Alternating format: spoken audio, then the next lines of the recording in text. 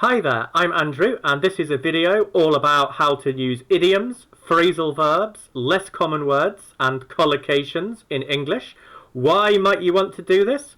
A, because it will help you sound more like a native speaker, and B, if you're taking any kind of English test, such as the IELTS exam, or the FCE, or the CAE, the more you can sound like a native speaker, the better the score you will get in your examination. Now, so those are some of the words that we're looking at. I expect you're wondering what some of these mean. I hope you'll be able to work it out from the context. Let's see, shall we? So, here's the first question. It's a part 2 IELTS question. Talk about a sport that you played as a child. Well, I was really sporty when I was young. In fact, I was often in trouble for staying on the playing field all lunchtime to play football rather than going in to eat my lunch.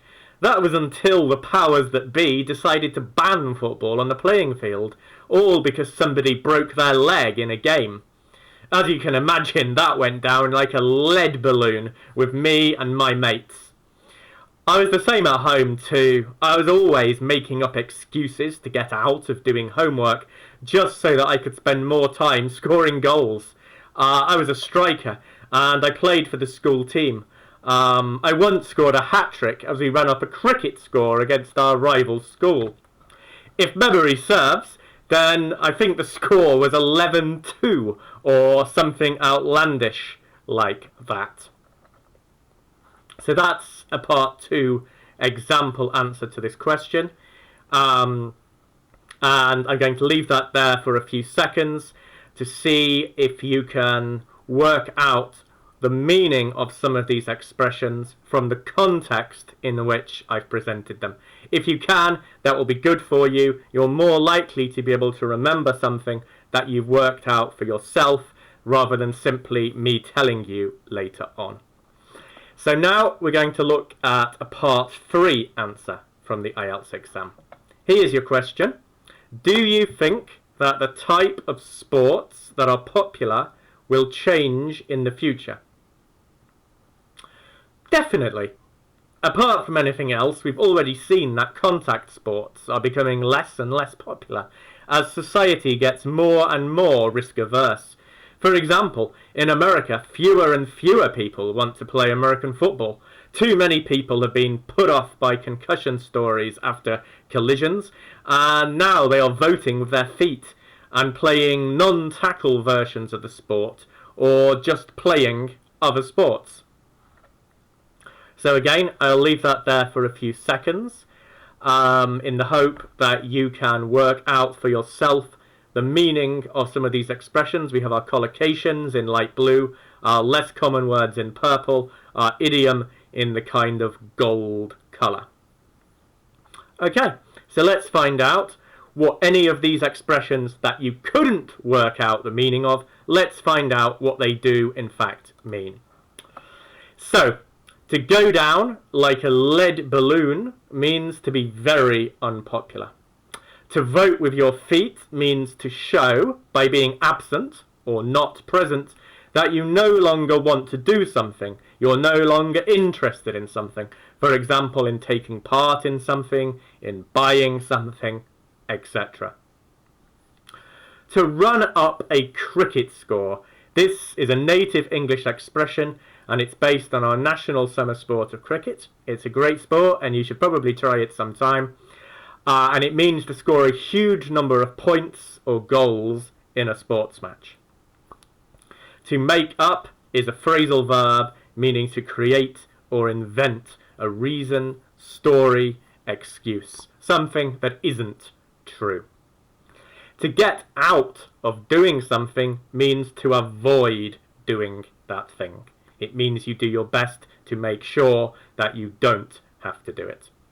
To be put off something or someone means to be made to feel as though something or someone is best avoided, as though you don't want to spend your time with that person or in that place. Okay, some more words for you. Sporty. This is simply an adjective that describes somebody that plays a lot of sport. So if you're doing a spoken exam in English, rather than saying I like sport, I strongly advise you to say instead, I'm really sporty, because that will create a better impression with the examiner, because it's a much less common word. It's a word that most students don't know. The powers that be. This means the people that are in charge of something. Mates is just another word for friends. Again, this is a good word to use in your speaking exam for the IELTS instead of simply saying friends all the time. A hat trick, if you score a hat trick, then you score 3 times in a sports match. If memory serves, this is a kind of noun-verb type of collocation, and it means if I remember correctly. So it's a good little expression that you can use in your speaking exam if you have to talk about something that happened in the past, which you almost certainly will in your IELTS speaking exam. Outlandish means that something is crazy or unbelievable. Contact sports are sports that involve physical contact, such as American football, rugby, boxing, sports of that nature. If you are risk averse, then you prefer to avoid risk. This word averse, if you are averse to something, you don't like to do it. Concussion is a type of head injury that results from a collision. What's a collision? It's another word for when 2 people or things, so it could be cars, it doesn't have to be people, bang or crash into each other. So, finally, a few other examples in context for you. His new yacht cost an outlandish amount of money. A yacht is a type of boat that is owned by very rich people.